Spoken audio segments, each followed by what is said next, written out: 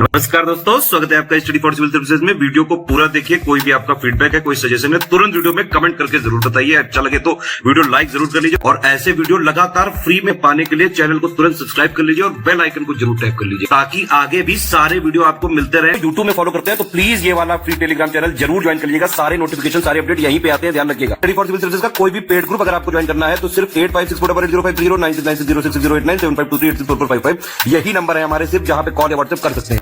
Instagram पे हमारा page जरूर फॉलो कर लीजिएगा, स्टडी फॉर सिविल .सर्विसेज है। ट्विटर पे हमको जरूर फॉलो कर लीजिएगा, @study for civils है। सारे क्वेश्चन अटेम्प्ट करिए और स्कोर अपना तुरंत कमेंट करके बताइए। नमस्कार दोस्तों, स्वागत है आपका स्टडी फॉर सिविल सर्विसेज में। पीटी एग्जामिनेशन के लिए हम लगातार पेड क्विजेस को भी देख रहे हैं वीडियो फॉर्मेट में, उसको कंटिन्यू करेंगे। क्वेश्चन आंसर फॉर्मेट में हम इसको देखेंगे क्योंकि आपको मैक्सिमम जो है फैक्ट्स को रिवीजन करना है, ठीक है। और सारे काफी इंपॉर्टेंट क्वेश्चन यहाँ पे करवाए जाते हैं, तो प्लीज इसको ध्यान से अटेम्प्ट कीजिएगा, ठीक है। तो शुरू करेंगे हम। मई 2022 को जारी राष्ट्रीय परिवार स्वास्थ्य सर्वेक्षण यानी कि जो नेशनल फैमिली हेल्थ सर्वे, ये 5वां वाला रिपोर्ट आई है, ठीक है। तो इसके अनुसार भारत की कुल प्रजनन दर जो है, तो अभी तक जो 2.2 थी उससे घट करके अब कितनी हो गई है, ठीक है। तो अब ये जो नेशनल फैमिली हेल्थ सर्वे के 5th के अनुसार हो गई है ना 2.0, ठीक। तो बी ऑप्शन को चुन लेंगे यहां से। लार्जेस्ट फ्रेश वाटर लेक यानी कि मीठे पानी की विश्व की सबसे बड़ी झील जो है इनमें से कौन सी है, ठीक है। तो ये है आपकी सुपीरियर झील, जो कि कहां पे है, यूएस में है, ठीक। सी ऑप्शन करेक्ट होगा। हाल ही में 2022 का विश्व खाद्य पुरस्कार से किसे सम्मानित किया गया, ठीक है। तो वर्ल्ड फूड प्राइज जो मिला है 2022 के लिए, इनका नाम है सिंथिया रोजनवेग। ऑप्शन ए जो है ये करेक्ट है। एनवायरमेंट या बायोडाइवर्सिटी से संबंधित कह लीजिए एक पुस्तक है, टुमारोज बायोडाइवर्सिटी, ठीक है। तो इसकी लेखक या लेखिका जो है कौन है, तो इनका नाम है वंदना शिवा। ऑप्शन ए जो है ये करेक्ट हो जाएगा। ग्रीन हाउस गैसों की संकल्पना इसमें से सबसे पहले जो है किसने की थी, ठीक है। तो कॉन्सेप्ट जो है ग्रीन हाउस गैसेस का, जैसे ग्रीन हाउस गैसेस के बारे में आप जानते होंगे ना, जैसे मीथेन है ना, कार्बन डाइऑक्साइड है, वाटर वेपर है, ठीक, ओजोन है, ठीक है। तो ये सब क्या है, ग्रीन गैसेस हैं। तो इसका सबसे पहले जो कॉन्सेप्ट दिया था, इनका नाम है जोसेफ फोरियर। देखिए, पर्यावरण में ग्रीन हाउस प्रभाव में वृद्धि किसके कारण होती है, ठीक है। तो जो ग्रीन हाउस गैस इफेक्ट है, ठीक है, जो ग्लोबल वार्मिंग की घटना इसकी वजह से हो रही है, तो जो हम पृथ्वी पे तमाम जो इंडस्ट्रीज या कह लीजिए मानव जो इस्तेमाल की चीजें हैं, उससे जो कार्बन डाइऑक्साइड का उत्सर्जन हो रहा है उसके कारण ये, ठीक है, इस ग्रीन हाउस के जो है इफेक्ट में जो है इंक्रीज होता है। तो हम कौन सा चुनेंगे, बी ऑप्शन यहां से चुन लेंगे। अगला है कि उपनिषद काल के राजा अश्वपति जो है ये कहाँ के शासक थे, ठीक है। तो इनका जो ये क्षेत्र है ये है केकय, ठीक है, यहाँ के राजा थे। Option B. वैदिक नदी अस्किनी की पहचान निम्नलिखित नदियों में से किस एक के साथ की जाती है, ठीक है। तो वैदिक काल में अस्किनी रिवर जो थी, वर्तमान में उसका आप किस नाम से जानते हैं, चेनाब के नाम से।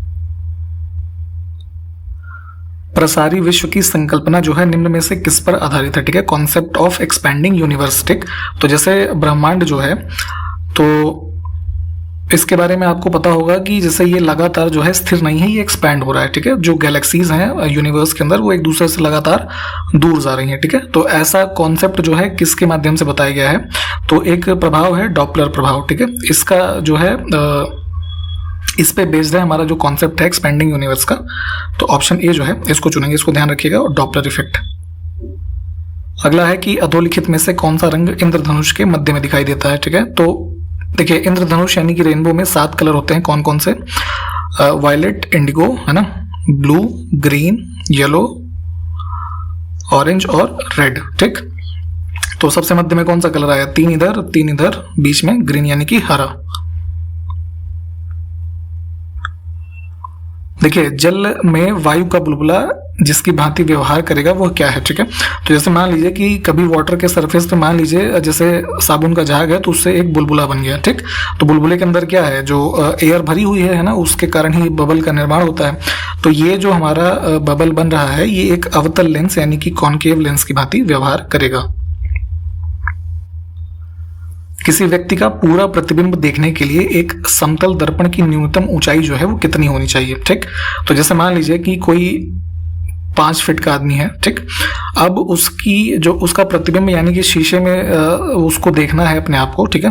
तो समतल दर्पण में ही जो है हम जो आप आमतौर पे घरों में इस्तेमाल करते हैं दर्पण, वो समतल दर्पण होता है, ठीक है। तो उसकी न्यूनतम ऊंचाई उस व्यक्ति की ऊंचाई का आधा होनी चाहिए, यानी कि 2.5 फीट का शीशा अगर है तो उसमें उसका जो पूरा प्रतिबिंब है यानी कि इमेज जो है वो देखी जा सकती है, ठीक। तो कौन सा ऑप्शन चुनेंगे?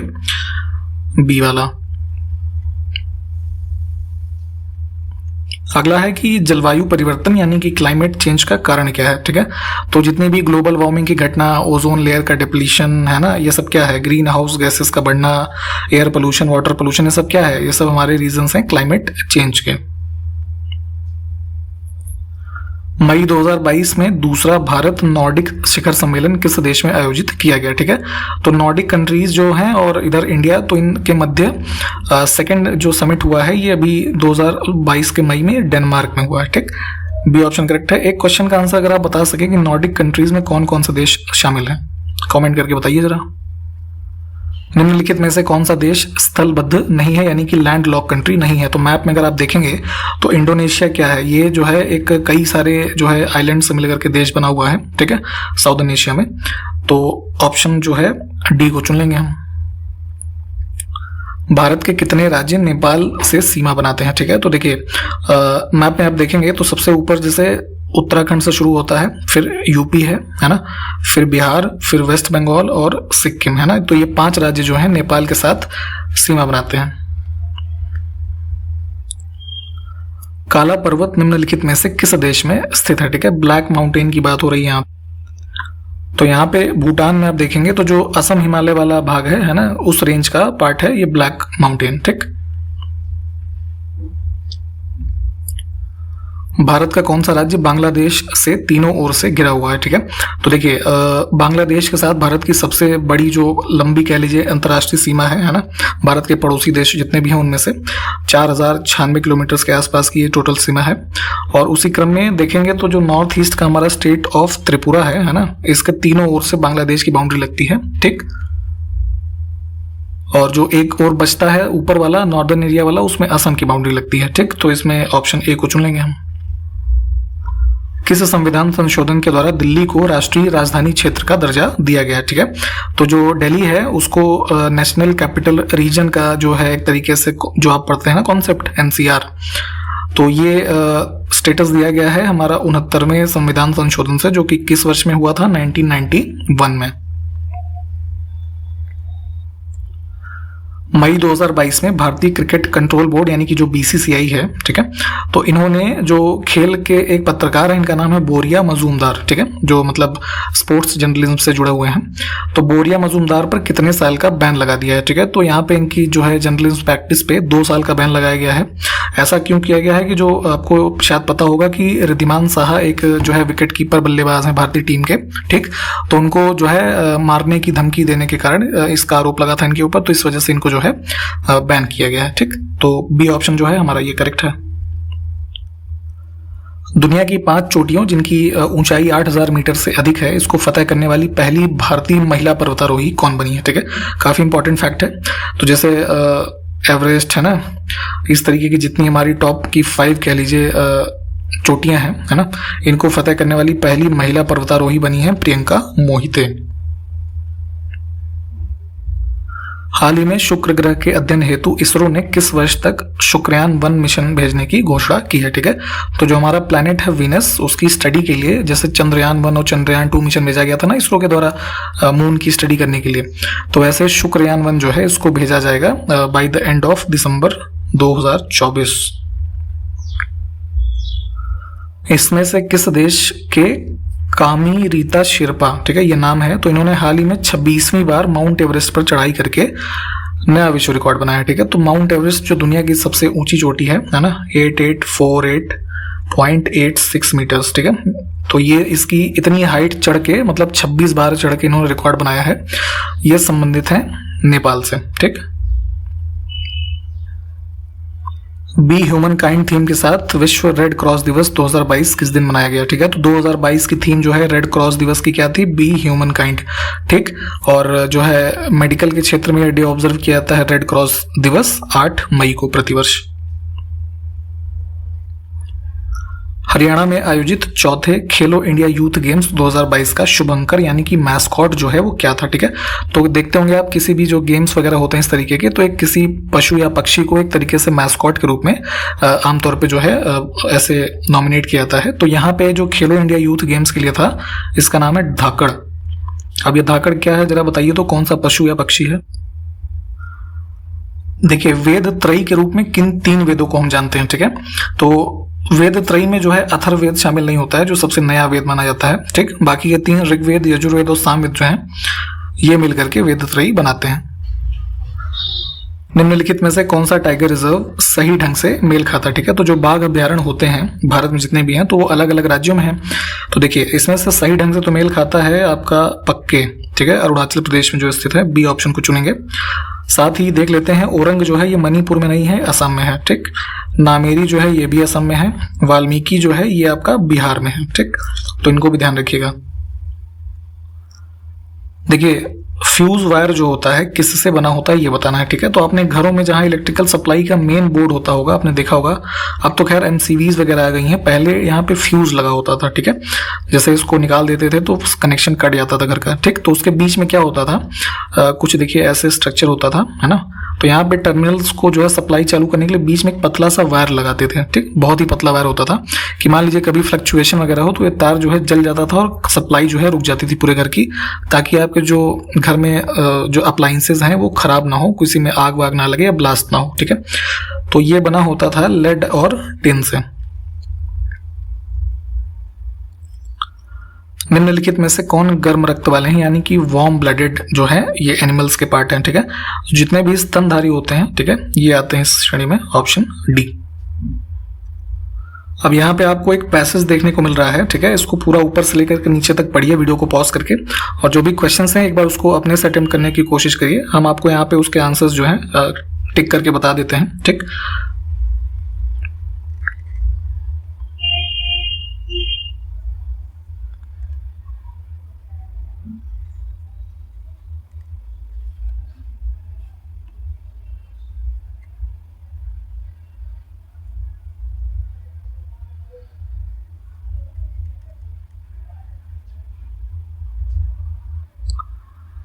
दो अगस्त को राष्ट्रीय ध्वज के डिजाइनर पिंगली वेंकैया जी की 146वीं जयंती मनाई गई, ठीक है। तो इनका जन्म किस राज्य में था ये बताना है। तो इंडिया का जो नेशनल फ्लैग यानी तिरंगा है, उसके जो डिजाइनर है इनका नाम अच्छे से याद कर लीजिए। इस बार जैसे ये आज़ादी का अमृत महोत्सव बनाया गया तो हर घर तिरंगा कैंपेन ये सब रहा, तो इससे संबंधित फैक्ट जो है काफी इंपॉर्टेंट है, ठीक। तो पिंगली वेंकैया जी ने भारतीय ध्वज का जो है डिजाइन जो वर्तमान है इसको तैयार किया, और इनका जन्म हुआ था आंध्र प्रदेश राज्य में, ठीक। सी ऑप्शन करेक्ट है। और इनकी हाल ही में 146वीं जयंती जो है वो मनाई गई है। भारतीय नौसेना के किस युद्धपोत ने 29 और 30 जुलाई 2022 को उत्तरी अटलांटिक महासागर में फ्रांस की नौसेना के साथ समुद्री साझेदारी सैन्य अभ्यास, जिनका नाम है MPX, ठीक है, तो ये एक्सरसाइज की है। तो इसमें भारतीय जो ये है ना इंडियन नेवल शिप तरकश है ना, ये शामिल हुआ था 29 से 30 जुलाई के मध्य। तो ध्यान रखेंगे MPX में जो है फ्रांस और इंडिया की जो नौसेना है ये शामिल हुए।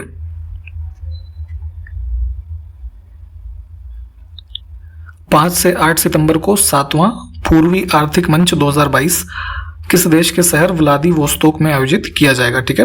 तो ध्यान रखेंगे जो है ये 7th ईस्टर्न इकोनॉमिक फोरम जो है इसका समिट होना है 5 से 8 सितंबर के बीच व्लादिवोस्तोक में, जो कि शहर है रशिया का।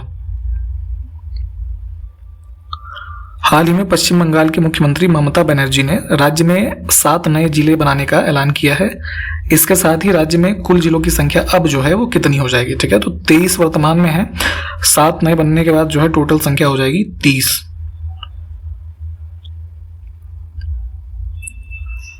मुस्लिम महिला अधिकार दिवस भारत में 1 अगस्त को मनाया जाता है प्रतिवर्ष।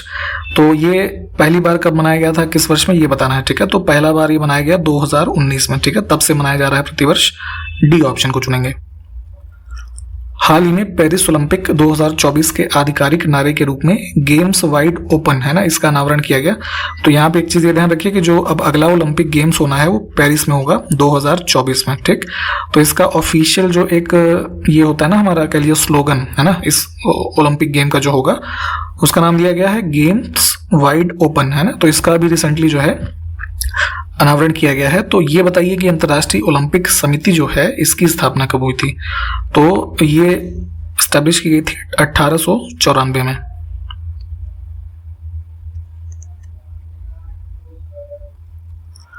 एवरीथिंग अबाउट वाटर एक्सपो 2022 किन 2 देशों के द्वारा आयोजित किया जाएगा? ठीक है, तो जो है ये वाटर एक्सपो जो है इस टाइटल के साथ भारत और इजराइल के द्वारा जो है आयोजित किया गया। ठीक, C option. The light we carry नामक पुस्तक किसने लिखी है इसमें से? ठीक है, तो ये पुस्तक लिखी है जो अमेरिका के पूर्व राष्ट्रपति रहे बराक ओबामा, उनकी वाइफ मिशेल ओबामा, इन्होंने लिखा है। भारतीय संविधान का कौन सा अनुच्छेद प्रेस की स्वतंत्रता को आश्वासित करता है? यानी कि जो फ्रीडम ऑफ प्रेस है उसको एश्योरेंस किस आर्टिकल के द्वारा मिलती है? तो फंडामेंटल राइट्स जो भाग 3 है हमारा, उसमें अनुच्छेद 19 है जो है ना right to speech and expression वाला, तो उसी के अंतर्गत हमें राइट टू फ्रीडम जो है ये प्रदान होता है। तो बी ऑप्शन को चुनेंगे। अभी हाल ही में जो बुंदेलखंड एक्सप्रेसवे का उद्घाटन किया गया है उत्तर प्रदेश में, ठीक है, तो इसकी लंबाई बतानी है। ठीक है, तो इसका टोटल लंबाई लगभग 296 किलोमीटर है। हरमल मिर्च, खोला मिर्च और मिंदोली केला, ठीक है, तो ये 3 प्रोडक्ट्स को जो है जीआई टैग मिला है, तो ये किस राज्य से संबंधित है ये बताना है। ठीक है, तो वर्ष 2020 में इनको जीआई टैग यानी ज्योग्राफिकल इंडिकेशन टैग जो मिलता है भारत में वो दिया गया और ये संबंधित है गोवा राज्य से। सियासत में सदस्यता नामक पुस्तक के लेखक कौन है? ठीक है, तो ये पुस्तक लिखी गई है विजय कुमार चौधरी के द्वारा। बेरी बेरी नामक रोग निम्न में से किस विटामिन की कमी के कारण होता है? ठीक है, तो बेरी बेरी की बीमारी जो होती है जब बॉडी में हमें कमी हो जाती है किसकी? थायमीन की। ठीक, इसको भी नाम ध्यान रखिएगा। ठीक, और थायमीन किसका दूसरा नाम है? विटामिन B1 का। चगताई से फारसी में बाबर नामा का अनुवाद किसने किया था? ठीक है, तो बाबर की जो आत्मकथा है तुजुक ए बाबरी भी इसको कहते हैं। ठीक है, और बाबर नामा के नाम से भी जानते हैं। तो इस ओरिजिनली चूंकि ये लिखी गई थी चगताई तुर्की भाषा में, ठीक है, जो उसकी मदर टंग थी बाबर की। तो बाद में अकबर के टाइम पीरियड पे जो है ये अब्दुल रहीम खाना जो है ना, इन्होंने ये जो है इसको ट्रांसलेट किया पर्शियन में। तो हम ऑप्शन जो है ए को चूज करेंगे। ठीक, तो यहाँ तक हमने आज देखा और इसी प्रश्न तक रखेंगे। सारे क्वेश्चंस को प्लीज ऐसे से देख लीजिए। हम नेक्स्ट वीडियो मिलते हैं आपसे, तब तक के लिए नमस्कार, जय हिंद।